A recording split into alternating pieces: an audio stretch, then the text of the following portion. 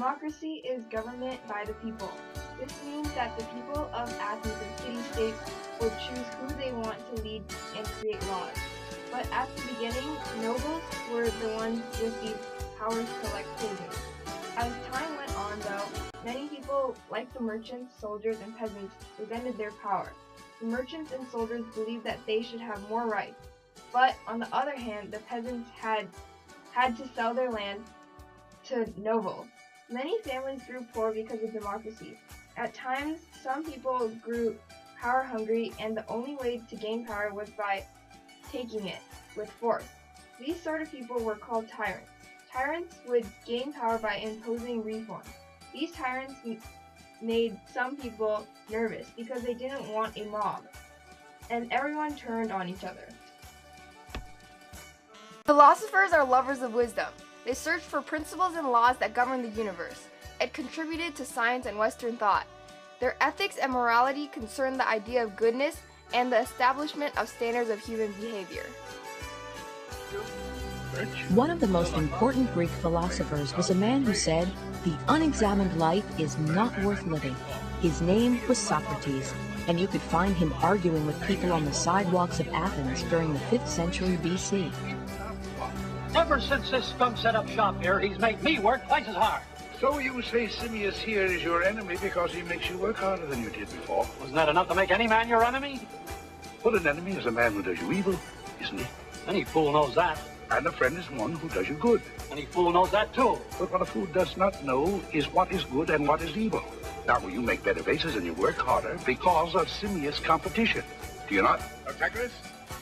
This question and answer method of teaching is still known today as the Socratic method.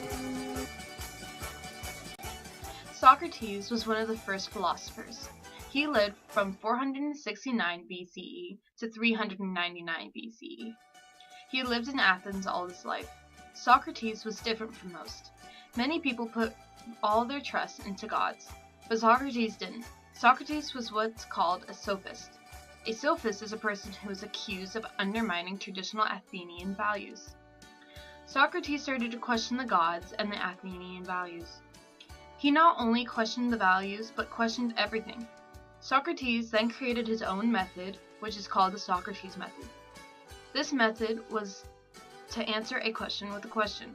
This method would challenge the student to examine their own answer. The Socrates method created common sense, or knowledge, which was a first for this time. After 70 years of his method, people became annoyed and decided to put him on trial. He was accused of corrupting young minds and failed to respect the gods. Socrates was guilty and was sentenced to death by hemlock poisoning. Before Socrates' death, he had a student named Plato. Plato was Socrates' student. He lived from 428 BCE to 327 BCE. After Socrates' death, he didn't trust democracy and left Athens for 10 years. He believed city-states were a mistake. He also thought the government was not equal. Strict governments were not good because they didn't work out, and an education was essential to a good government. Plato believed the wise should rule rather than the rich. He wrote the book The Republic, which explained the ideal state where everyone had equality at birth, and rejected Athenian democracy, which regulated every aspect of citizens' lives.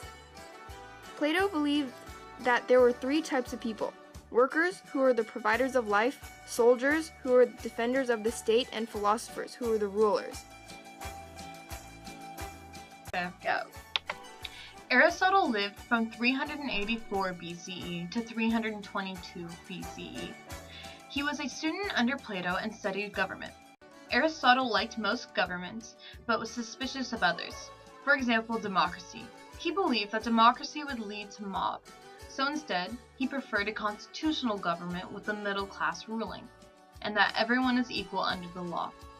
Later on, he created a school that studied government and was named Lyceum. In 345 BCE, though, he returned to his birthplace of Macedonia. There, he tutored the king's son, Alexander, who later became Alexander the Great. Aristotle also studied the nature of the world, human belief, and used reason and intellect to explain the world's predictable patterns. and this was called natural law. Finally, his last belief was that together we rise, separate we fall.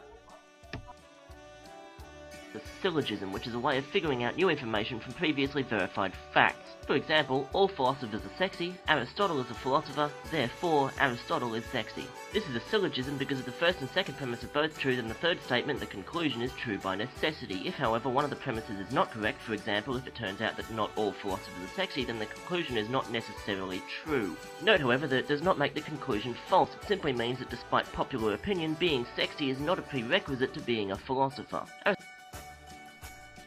The Greek philosophers have left a huge impact on today. Their philosophies and ideologies are still valued and are used in many governments around the world.